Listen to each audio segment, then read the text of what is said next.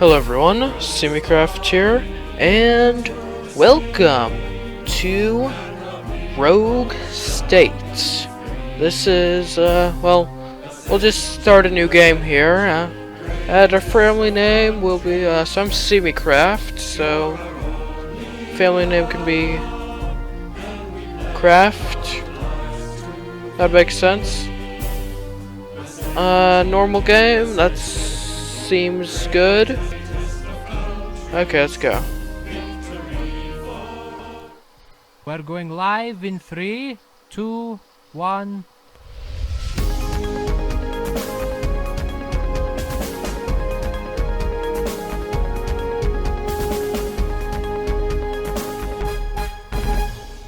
For those just joining us, we are fortunate to have an audience today with our glorious leader. Excellency, last week we experienced the conclusion of the trial of the tyrant King Solomon, with his execution scheduled for next Friday. With the Great Revolution finally concluded, what will the future political structure of the People's Republic of Besenji finally look like? Well, Zara, King Solomon was a corrupt and sadistic man. Under his rule, our people served while he sold away our most sacred objects to pay for his own luxuries. Hundreds of thousands of souls died under his tyranny, yet he was tolerated by the American imperialists. His death will give us closure, but our work is only just beginning. The People's Revolution is never really over. We must rebuild this country from the ashes, reform it. The Revolutionary Council has put me in charge of the transitional government for the next 5 years to maintain order while a new constitution is drafted. One that meets the needs of all the people. Many were expecting your brother Farouk would be named by the Revolutionary Council as the interim leader of Besenji. What role will he have in the transitional government? Farouk is popular, to be certain, and was a fellow patriot of the revolution. He will be given an appropriate role in my cabinet. It is often said that the Americans are suspicious of our transitional government, and that you face a great deal of pressure from domestic interests seeking reforms. Our first priority is, of course, reconstruction. The American imperialists are of no concern at this time. Governance is not an easy task, but I assure the people that we will build a stronger Besenji together. Thank you again for your time, Excellency. It is a pleasure, Zara. Okay, Rogue State, so yeah. Basically, I guess if I had to describe it, I would say it's a, Middle East dictatorship simulator? I guess? Basically, we are the head of this transitional government in this fictional country of Besenji after overthrowing their previous monarchy.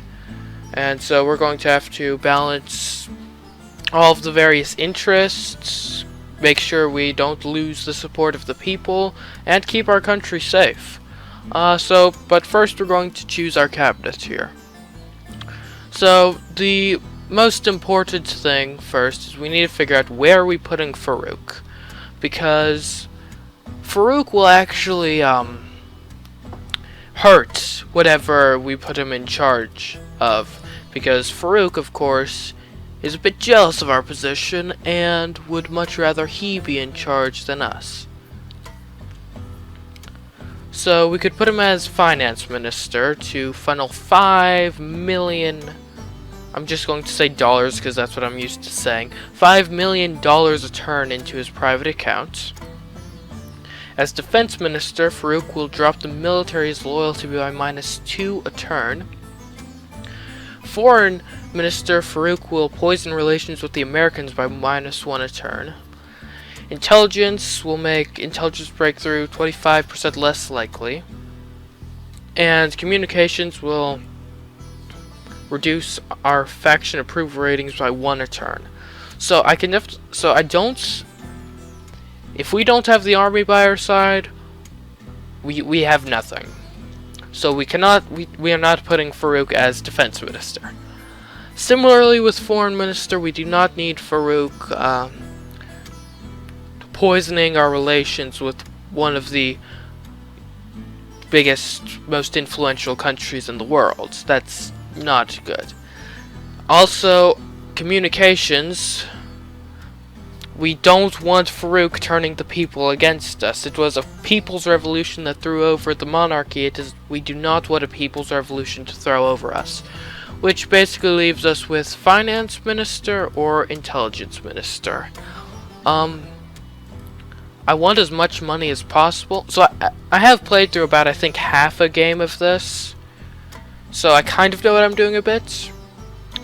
So money is used for quite a few things, and less of it is definitely not good. So I haven't had much experience with intelligence. We'll put him in charge of that. And then so also we have patriots and a capitalist. A couple of patriots and a capitalist. Communications I think is going to be important. We'll have Sophia Ashgar as our communications minister. A foreign minister could definitely be important. As could a finance or defense minister. I definitely want the military to be loyal. Ruba, you can be defense minister. And then, do we want a foreign minister or a finance minister? So boost all foreign relations by +1 a turn. Boost our treasury income by +$3 million a turn.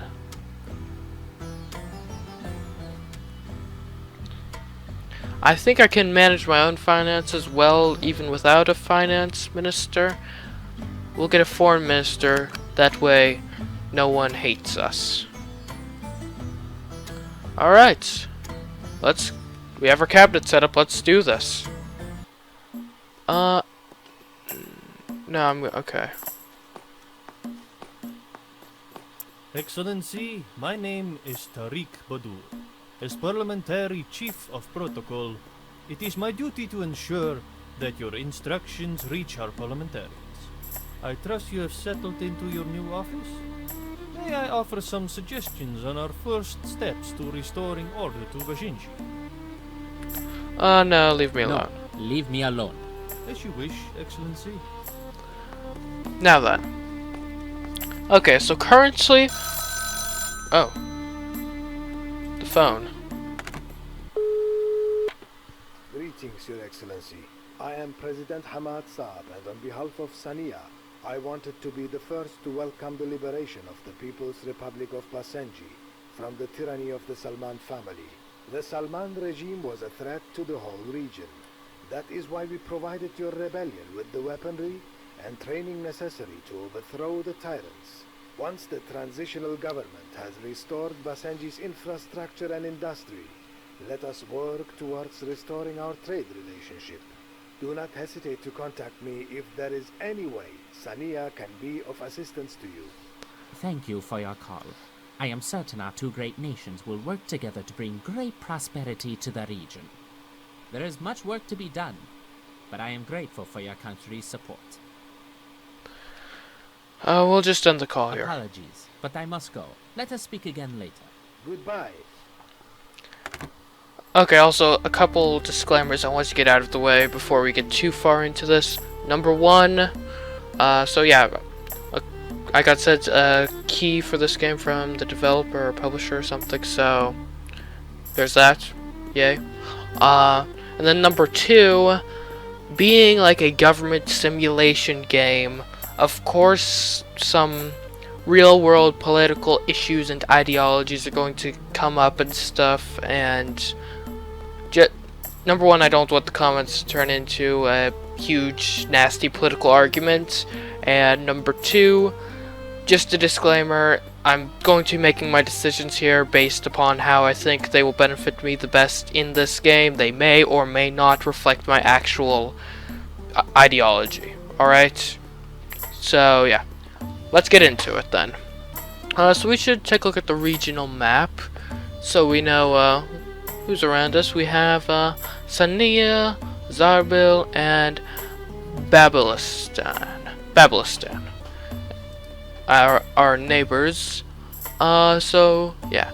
Our current situation here is we have $310 million in the bank, but we're running a $2 million deficit every month. So we're going to go to policies and take a look at that. Okay, now policies here will affect how the amount of support we have from different groups, and also they cost money to maintain and whatnot. So yeah, we'll take a look at these after we get into infrastructure, because infrastructure, I believe we might be getting additional income from the infrastructure. So we want to rebuild the power infrastructure. That is a 15% increase in tax revenue. We will restore water and sewage, another 15% increase. And we will allow foreign aid workers.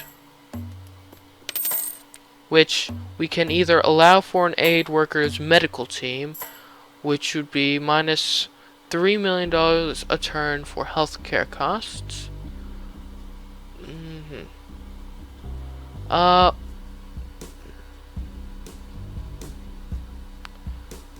We want engineering teams, I think. So now we'll be able to get through this first phase of reconstruction much quicker, get our economy back on its feet as quickly as possible, and get on with running the government. Okay, so now you can see we have a $3 million surplus per turn, which a turn is a month. And yes, so we're going to take a look at our policies here. As you can see, liberals and capitalists hate us, fundamentalists kind of like us, and patriots like us at the moment. So we have a bit of cash to spend, so we could improve our school systems, which the liberals will like that, and then also I believe it will help us out with GDP, which is good. We need to get our GDP up because the capitalists will like that. Okay. So a voluntary prayer weekly, we could do something with that. It would help with GDP. The fundamentalists wouldn't like it very much though. The capitalists would like it though.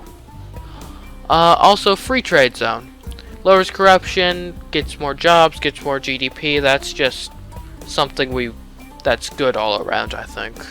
I mean, I don't think do the Patriots not like that? Okay, the Patriots don't like that, but it's good all around. We currently have capable law enforcement. That should be fine for now. Alcohol. And right now we have alcohol tolerance, which we could get down to alcohol consumption ban. That doesn't cost us anything, and will get us back into the green with fundamentalists, even if the liberals don't like us that much. CCTV. Get crime down, which, I mean, crime. I mean, nobody likes. Although, I mean, we don't really have a problem with crime right now, and it would just make the liberals hate us even more. Okay. So we can mess with the union powers. We could prohibit unions, but that would decrease labor rights, and that's already not a strong suit in our nation. And of course, the liberals would hate us even more. And we should probably start taking at least limited consideration with our disaster relief fund. And that's about all I think we can do right now. Okay. Once our economy strengthens, we'll be able to afford more stuff, but until then, not really. And I think that will conclude turn 1. We will end the turn. Alright, and now we have an event between each turn. A Chinese biotechnology firm has been banned from operating in China due to unethical practices. They are seeking to invest in a large research facility in Besenji due to our open financial system and absence of regulations surrounding human testing. We are not sure what exactly the firm will be researching, but they assure us they will quietly invest capital into Besenji in exchange for no unpopular requirements being made of them. Okay,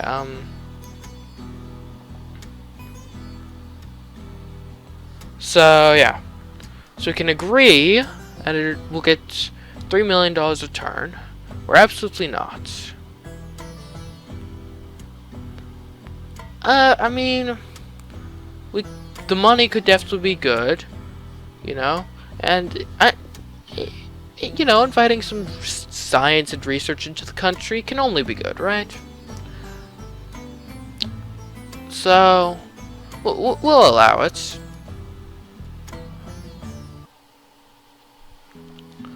Okay, Besenji citizens are increasingly identifying as fundamentalists, which I guess means, like, traditionalists. Okay, so we should be able to build some more infrastructure now, which is good. Restore the financial services. The capitalists will like this, and it'll increase tax revenue. Good. And we can rebuild telecommunications infrastructure, which will again increase tax revenue. Then on the next turn we'll be able to restore state industries, which will give us our resources. And of course we actually have 4 actions we can use every turn. So that's how the game works. We can look at this newspaper here. It's fun to read the newspaper every once in a while. Just kind of see what's going on. Okay, my game is lagging out from Fraps. Sometimes Fraps just does this, I'm sorry. High technology sector grows in Besenji. See? Good.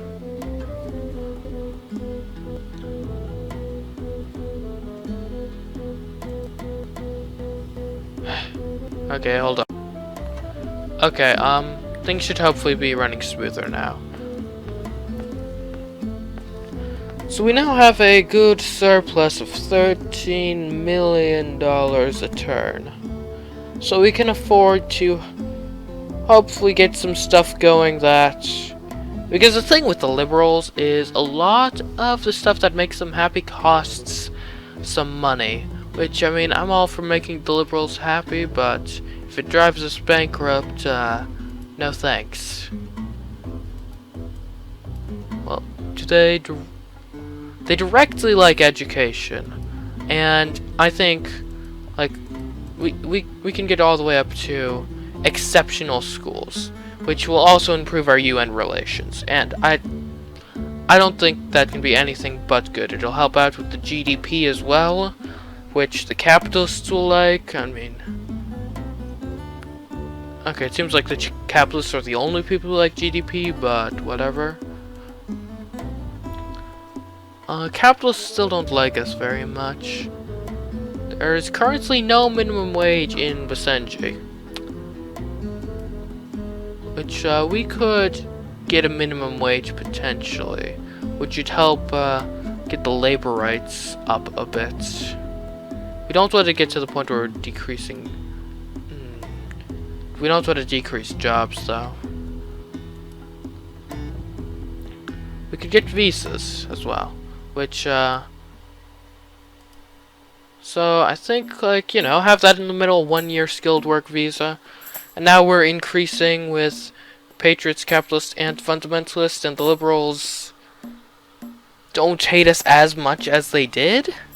I mean, that's good. I mean, we can invest a bit of money into support as well. We can have a homeless relocation program and limited disability grants.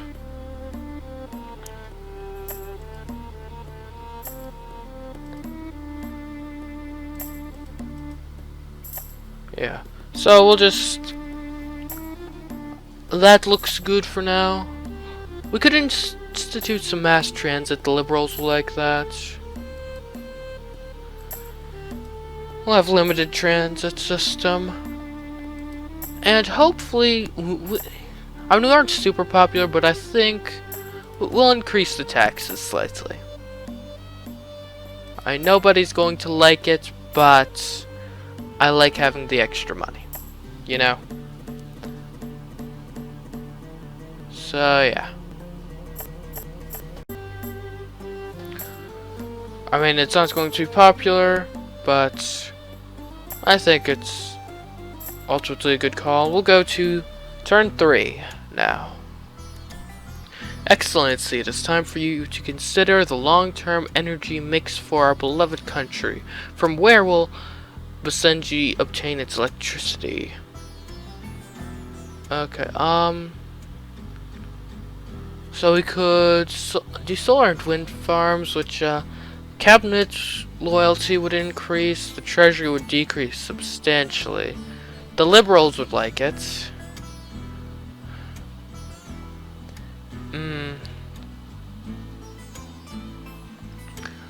Now, solar and wind, it would increase the cabinet loyalty, but I'm not...